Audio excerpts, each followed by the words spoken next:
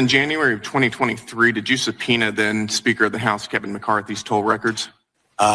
Yes, sir, we did. Yes, you did. And the subpoena covered the time period between November 2020 and January 2021. Is that right? I'm sorry, sir. Could you say that again? We're not going to delay like this. The subpoena covered the time period between November of 2020 and January 2021. How many days after Kevin McCarthy was sworn in as Speaker did you subpoena his records? I don't recall, but those two things had nothing to do with one. It was 16 days after becoming the highest ranking Republican in the House of Representatives. You subpoenaed his toll records. Do you agree that that might reasonably be considered a violation of the speech or debate clause?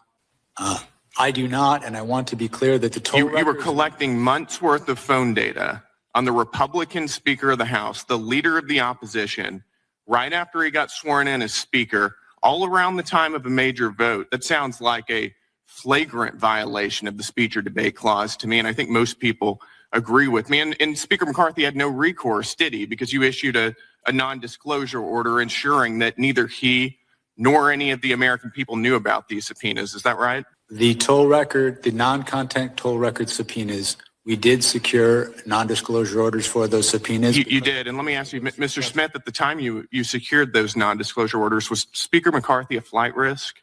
The non-disclosure order was based on concerns about... Was Speaker McCarthy a flight risk? He was not. He was not. Then why did your non-disclosure order refer to him as a flight risk? It says right here, the court finds reasonable grounds to believe that such disclosure will result in flight from prosecution. Sir, when securing a non-disclosure order, the risks don't have to be associated... You think that the Speaker of the House is a flight risk? The question? No, this is not your time. This is my time. You think the Speaker of the House is a flight risk? You think he's going to hop on a plane and leave the country? No, what I was trying to explain is with respect to a non-disclosure order, the risks aren't necessarily associated with the subscriber to the phone. They're the risks to investigation. I think that you were using, this was clearly in reference to Speaker McCarthy, and you were using clearly false information to secure a non-disclosure order to hide from Speaker McCarthy and from the American people the fact that you were spying on his toll records. But I've got more, so let's move on. In May of 2023, you also issued subpoenas for toll records of 9 U.S. senators and an additional representative. Is that right? In May of 23, we did issue... You did, and there were non-disclosure orders in conjunction with those subpoenas as well, right?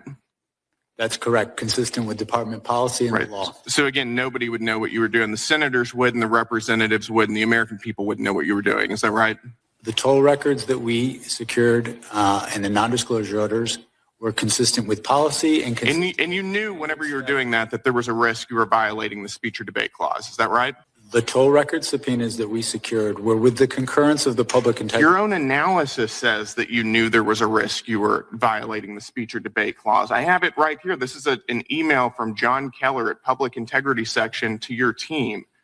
As you are aware, quote, as you are aware, there is some litigation risk regarding whether compelled disclosures of a member's legislative calls violates the speech or debate clause in the D.C. Circuit. That's from your own analysis right there. So you did know, didn't you? Sir, with respect to the item you just put up on the screen, the last sentence states... we're going to get to the last sentence. Okay. We're going to get to the last sentence. And you cite case law in here, quote, the bar on compelled disclosure is absolute. Is that right? Or do you think that you didn't have to abide by that precedent? To be clear, this statement is not from my office. This is the statement of the public. This is your justification for those subpoenas and NDOs that you ordered. This was part of your analysis. It's a cursory analysis. I think it's worth noting. But let's get to that last sentence then. Quote, given my understanding of the low likelihood that any of the members listed below would be charged, the litigation risk should be minimal here.